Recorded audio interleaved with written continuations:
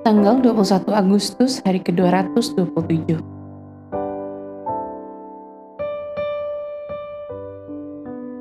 Refleksi dan penyembahan.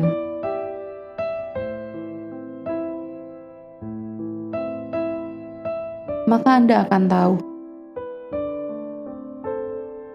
Gambarlah sebuah lingkaran dan tinggallah di dalamnya.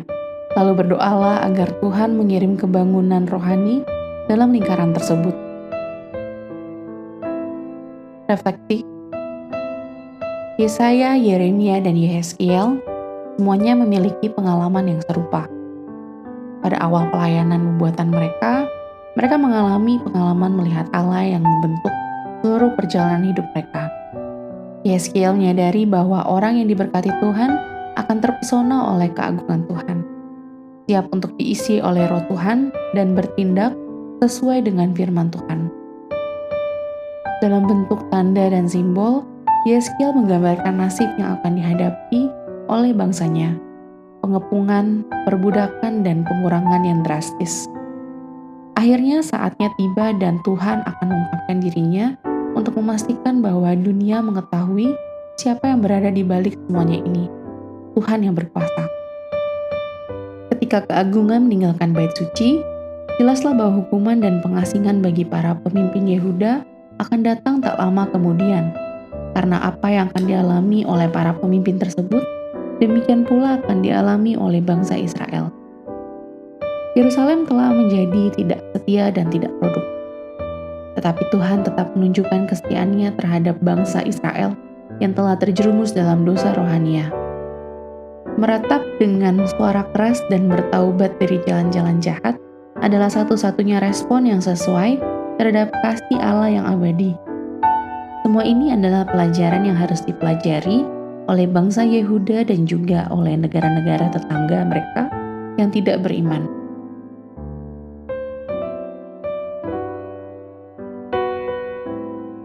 Adorasi. Spesialisasi adalah seni belajar lebih banyak tentang semakin sedikit hal.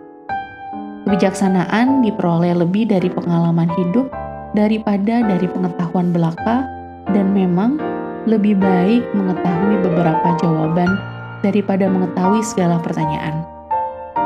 Ada banyak hal yang Tuhan ingin Anda ketahui, tapi mungkin yang paling penting adalah kebenaran yang diulang-ulang dalam kitab Yehezkiel. Kamu akan mengetahui bahwa akulah Tuhan sendiri. Lihat Yehezkiel pasal 6 ayat 7. Apapun yang Anda pelajari dalam hidup hanya berarti jika Anda menyadari bahwa Allah ada dan Dia memberikan ganjaran kepada mereka yang sungguh mencarinya. Lihat Ibrani pasal 11 ayat 6. Ingatlah kembali pada pasal-pasal Yehezkiel yang telah Anda baca dalam seminggu terakhir, dan buatlah daftar beberapa hal yang seharusnya membimbing umat Allah untuk menyimpulkan bahwa Allah memang ada dan tidak berdiam diri. Lihat Yehezkiel pasal 5 ayat 13, Yehezkiel pasal 6 ayat 7, Yehezkiel pasal 7 ayat 4, pasal 12 ayat 15, pasal 13 ayat 14, pasal 15 ayat 7, pasal 16 ayat 62, pasal 17 ayat 21, pasal 20 ayat 20, pasal 24 ayat 24, dan pasal 28 ayat 24. Aplikasi. Allah yang berkuasa mengendalikan apa yang terjadi dalam hidup Anda, keluarga Anda, dan bangsa Anda. Apakah Anda menyadari ini? Jika ya, apa implikasinya? Allah itu suci. Dia benar-benar terpisah dari dosa dan Dia sungguh berkomitmen membantu Anda untuk mengatasi kebiasaan dosa yang masih melekat dalam hidup Anda. Apakah Anda menyadari ini? Jika ya, apa yang Allah inginkan untuk Anda hari ini? Allah mengetahui segalanya tentang Anda dan Dia masih mencintai Anda tanpa syarat.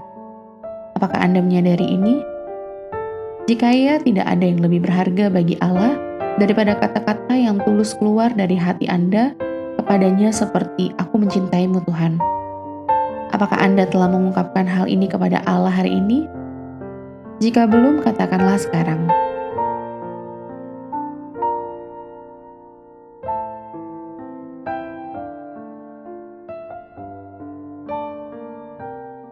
Demikian renungan hari ini.